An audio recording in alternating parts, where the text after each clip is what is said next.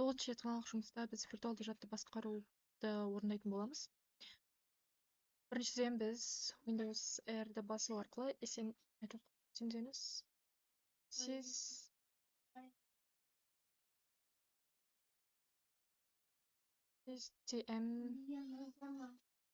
.cpl дегенді басып, осы жерден дополнительно деген басып, параметрді басамыз.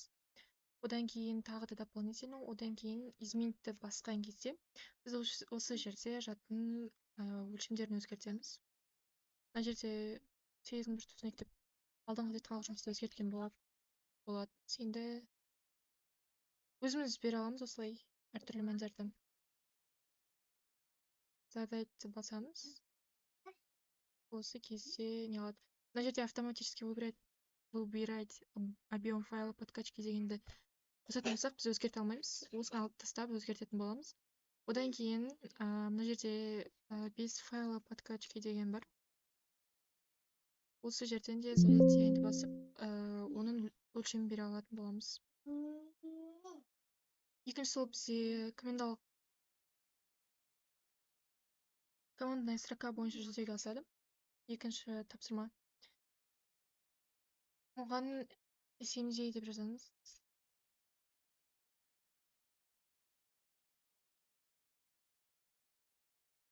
Осы жердегі командаларды қоятын болсақ,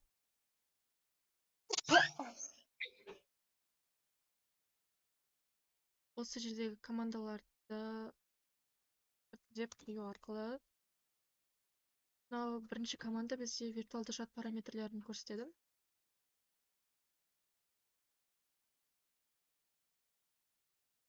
Одан кейін екіншісі бізде автоматты басқаруды қосу.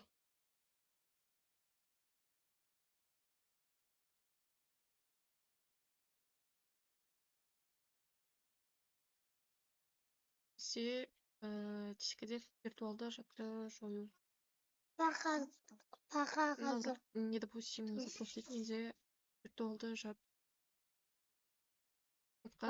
бағана не бөлінбей қойған едім. Виртуалды жадты жою.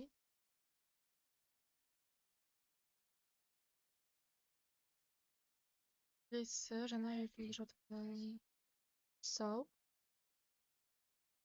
Осылай командаларды қою арқылы мындай сұрақтардан осы командалардың қандай қызмет атқаратынын көре аламыз. Одан